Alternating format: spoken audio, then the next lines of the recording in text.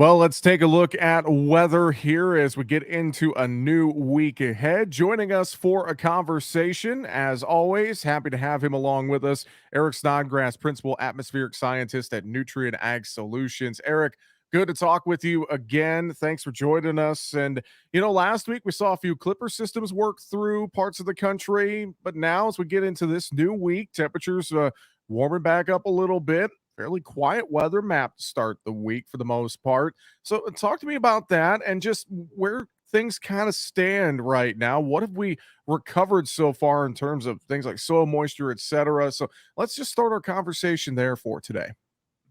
Yeah, it's certainly quiet and mild in the midsection of the country once again, but the coasts are really lit up. There was actually a storm system that blew up off the East Coast.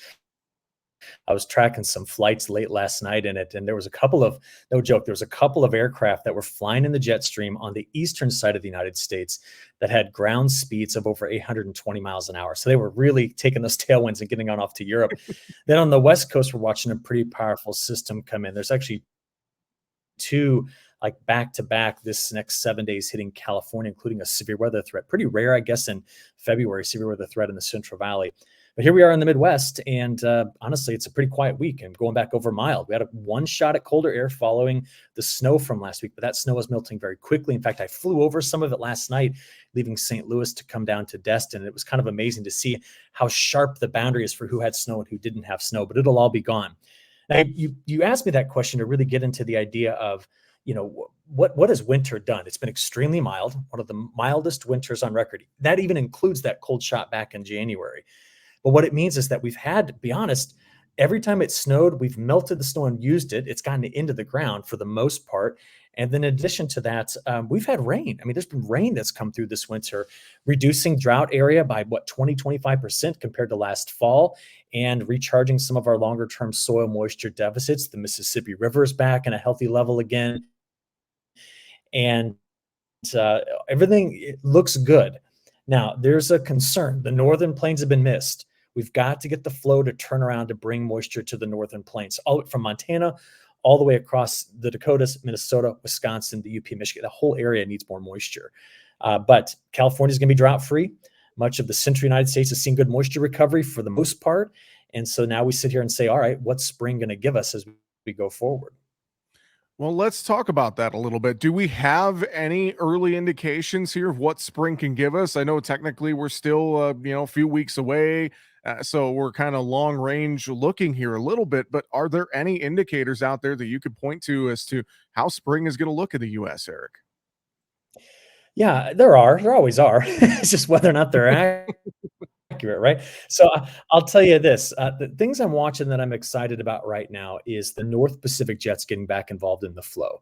Starting, just in a couple of days here this week, we're going to get the jet stream to crank and hammer the Northwest United States. That means that once we get to the end of this week into early next week, we could start to see the whole pattern open up to southwest flow. Now, there is a system that sneaks through the Midwest later this week, but it's nothing compared to what I think the end of February, beginning of March could do. Now, speaking of March, El Nino marches tend to be very active. And what I mean by that is southwest flow that goes from California all the way to Maine, and it just tends to open us up in the midsection of the country to 3, 4, 5 systems in the month of March. And because it's March and we're gaining daylight hours and heat, if those systems tap into the warmth we're going to see at the end of February and that sticks around, that could really point toward, the potential for severe weather. That could point toward the potential for heavy snows in the northern plains. It could just set this up to be one of those marches that gives us the final kick of moisture we need before we get into April and May. Now, April and May, if you look at analog years to El Nino, April and May tend to actually give us, at times, open planting windows in the Midwest. But the models don't suggest that. The models are really, really wet. History says, hey, not so wet, probably have some open windows. And right now, that's what we're all trying to decipher. Who's got it right? Do the models have it right, or do the analog years have it right? Last year, I would have been much wiser to go with the analogs because the models were not just wrong, but they were like completely wrong on what spring was going to give. But they're in much better agreement this year. So what am I telling you here? I'm telling you, I don't know, man. I'm looking out there at March and April saying, okay, I'm starting to see some signals. What about April, May? Could be some open windows. But at this point, If you use just the model forecast alone, they say shut them all down, soaking wet, complete opposite pattern. So I need to see how things transition at the end of February into March before I can make a solid call. But you and I'll get to talk about it every week to kind of make that story known before folks actually get into the fields. Now, real quick, they're already in the fields in southern Texas. Have you heard about the planting pace down there? They're moving down into Texas right now. So, hey, I just Mhm. kind of barfed a lot of ideas on you there, but that's it. That's what we're thinking about. It's a very, very interesting time of year, and you can blame it all on the sun. We're gaining in the month of February into March. Some places gain well over 2 hours of sunlight, higher sun angles, and the atmosphere just kicks itself into high gear, and we start to see different patterns showing up. No, good thoughts to think about. Good thoughts for sure. Let's talk South America real quick, Eric. Looking at Brazil specifically, they're harvesting beans, they're planting safrinha corn. Any updates, things we need to keep an eye on in terms of what's happening in South America right now? Yeah, good rains for the start of the safrinha crop across the center west, the northern and northeast growing areas. It's a bit drier in central and southern Brazil, but they're trying to harvest, so I don't imagine you're going to have a lot of complaints about that. The big question is the models keep hinting at in March a dry signal coming out of the Amazon into like Mato Grosso. And then just released yesterday, or excuse me, Friday, was the forecast suggesting that April, May, June is much drier than average for the center west growing areas. That's when we should be in just past pollination into grain fill. So that safrinha crop, which we do think is down a little bit on acres, could actually run into some problems with late season moisture being supplied. And to be honest, that's been a worry I've had now for a couple of months. So could be a story for corn coming out of South America, but Argentina looks pretty decent overall, which is going to be the wild card there. All right. Before we let you go, anything else you're watching this week that you want to mention or folks need to think about here in terms of the weather?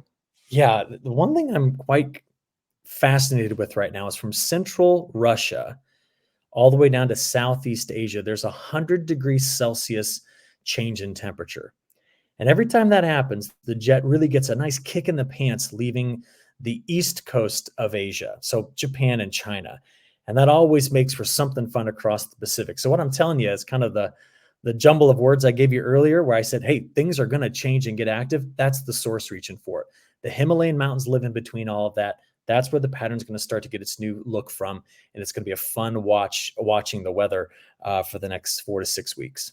Well, we will have fun watching it with you. Folks can find more at ag-wx.com. Eric Snodgrass with Nutrien Ag Solutions. Always good to talk with you. Thanks for joining us this week. Have a good one. Yeah, you bet.